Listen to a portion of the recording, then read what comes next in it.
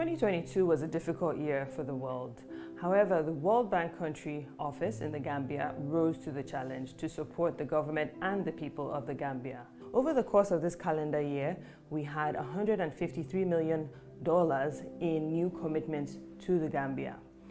40 million of those commitments were for budget support to support the government to manage the spillover effects of the war on Ukraine, which has impacted fuel prices, led to increasing food prices as well, and general inflation in the country. Second of all, this was the year that we had our first country partnership framework, which is a 5-year strategy that we have with the government of the Gambia. We have 3 main pillars in the CPF, which is what we call it, the CPF. And the first one is on strengthening transparency, accountability, and effectiveness in governance.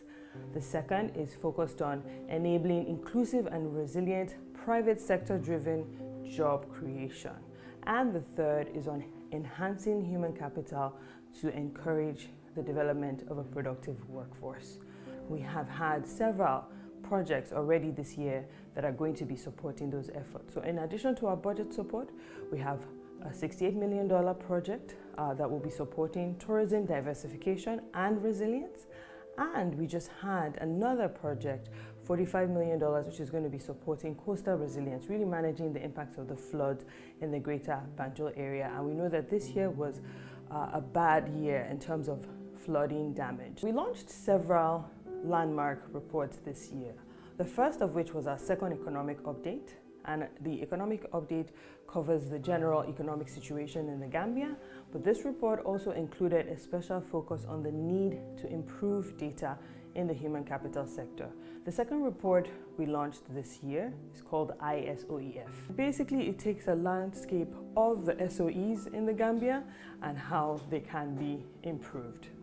And then our third report, which we released actually last month, in November, was our poverty and gender assessment, which showed that due to the COVID-19 impacts, there was a slight increase in poverty in the Gambia. So this year, we were fortunate to have the visit of both our Managing Director of Operations, Axel van Trotzenberg, and our Regional Vice President for Western and Central Africa, Usman Jiagana, in July.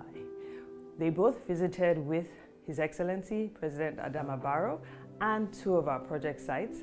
One, our energy site, which is the OMVJ interconnection, which connects the Gambia to the West Africa power pool with connections to both Senegal and Guinea-Bissau, and the health center that's being built by the Ministry of Health, which also includes a national waste treatment center.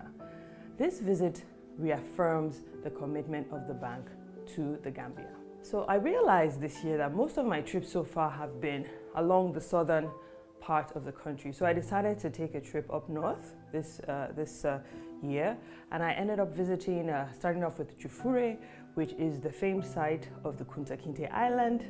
I visited some schools in Central River Region North, and also I was fortunate to witness the connection that we're doing, the electricity connection to villages along the Laminkoto and Diabugu corridor. That really shows that we are well on our way to universal access for the Gambia. We significantly increased our footprint in the Gambia this year by doubling our office staff, both on the administrative side, those who manage our operations, and on the technical side, those who manage our projects. So we welcome all our new staff. We're very happy to have you join the team.